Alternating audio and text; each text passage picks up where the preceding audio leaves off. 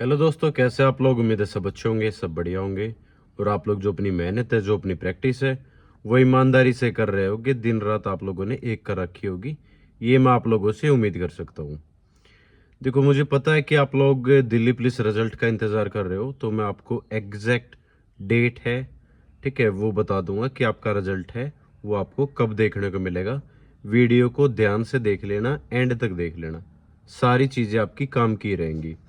देखो, सबसे पहले मैं बताना चाहता हूँ कि कोई भी जब आप वैकेंसी देखते हो, फॉर्म फिल करते हो, उस वैकेंसी के पीछे आपके तकरीबन 6 से 7 महीने वेस्ट हो जाते हैं।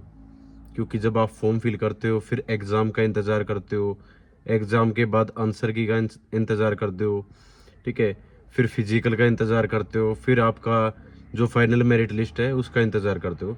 तो तकरीबन आपके 7 से 8 महीने हैं वो वेस्ट चले जाते हैं। क्योंकि आप जो स्टार्टिंग में पढ़ाई करते हो, उसके बाद पढ़ाई कंटिन्यू नहीं कर पाते, ना उस शिद्दत से आप पढ़ाई कर पाते हो। फिर उसमें तो यार देखो, जितनी वैकेंसी होती है, मान लो 5,000 वैकेंसी है, तो 5,000 बच्चों का ही सिलेक्शन हो पाता है। लेकिन उसमें लाखों बच्चे ऐसे हैं, ठीक है, जो उस फाइनल स्टेज से बाहर हो जाते हैं।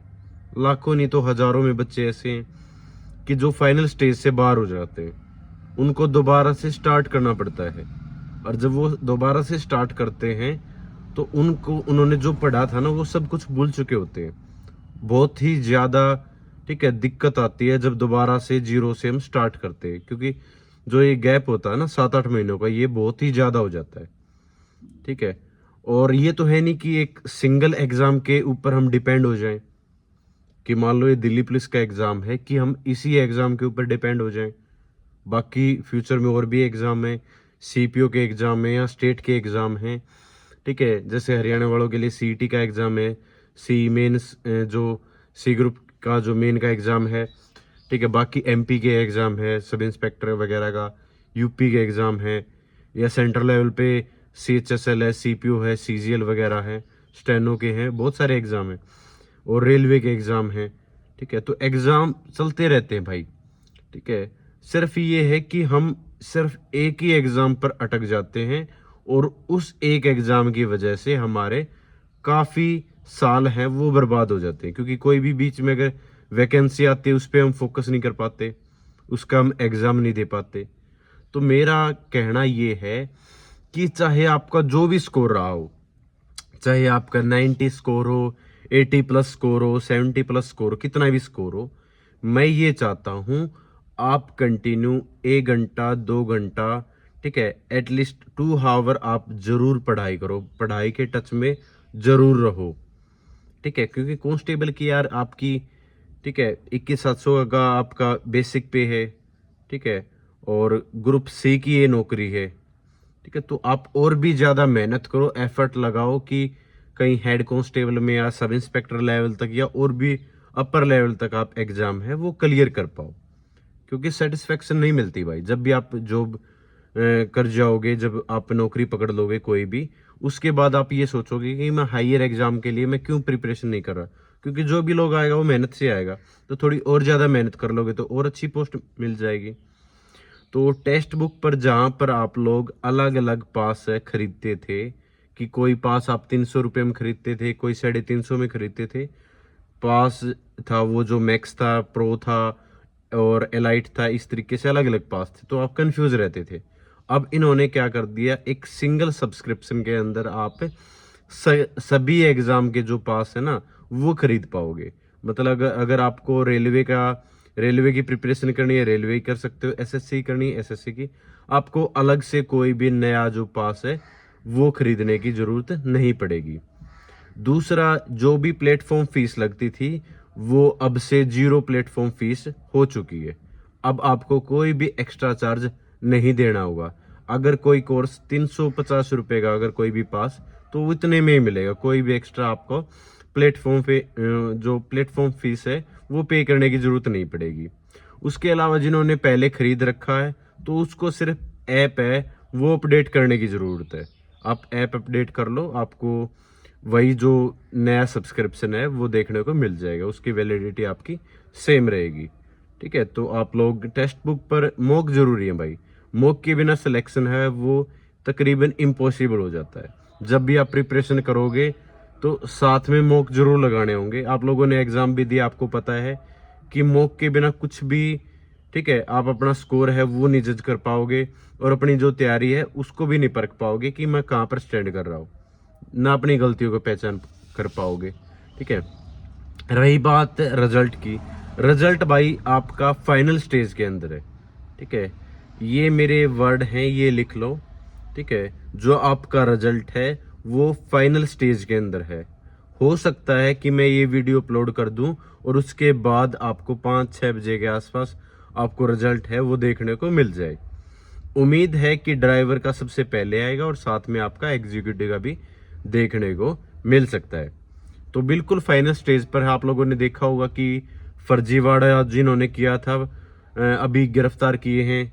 ठीक है, जो दिल्ली पुलिस की स्पेशल सेल है उन्होंने 15 बच्चों को, ठीक है, पकड़ा, 15 लोगों को पकड़ा है जो इस गिरोह में शामिल थे, फर्जीवाड़े के गिरोह में शामिल थे। और दिल्ली पुलिस ने भी ये साफ कर दिया था एसएससी के साथ जो मीटिंग हुई थी कि जीरो टॉलरेंस की नीति है वो अपनाई जाए।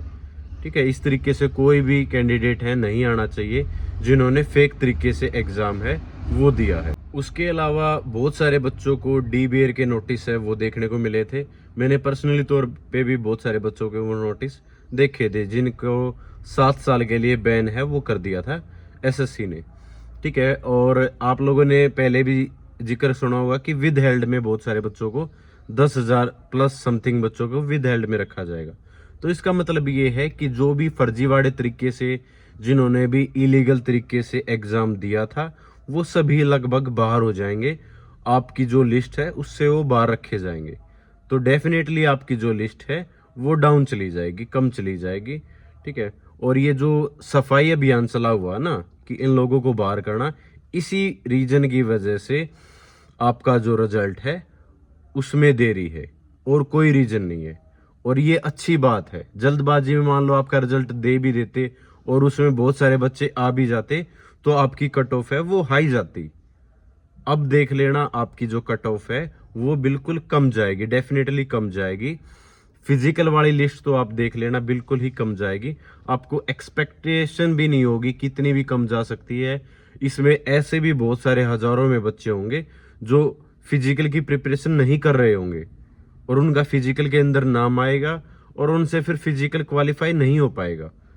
ठीक है, और अभी सुनने में ये आया था कि 27 तारीख से आपके फिजिकल हैं वो देखने को मिल सकते हैं। तो आज या कल में आपका रिजल्ट जारी हो जाएगा। तो डेफिनेटली आपके 27 तारीख से, ठीक है, फिजिकल होने की संभावना है। ठीक है, या फिर मई का जो फर्स्ट वीक है उसमें आपके स्टार्ट हो सकते हैं। उम्मीद यही है कि अगर आज या कल में आपका रिजल्ट आ जाता है, जिसकी ज़्यादा उम्मीद है, ठीक है, तो आपको तकरीबन 27-28 तारीख के आसपास आपके फिजिकल हैं वो स्टार्ट हो सकते हैं। क्योंकि ड्यूटियां लग चुकी हैं स्टाफ की, दिल्ली पुलिस स्टाफ की ड्यूटीज़ हैं वो लग चुकी हैं।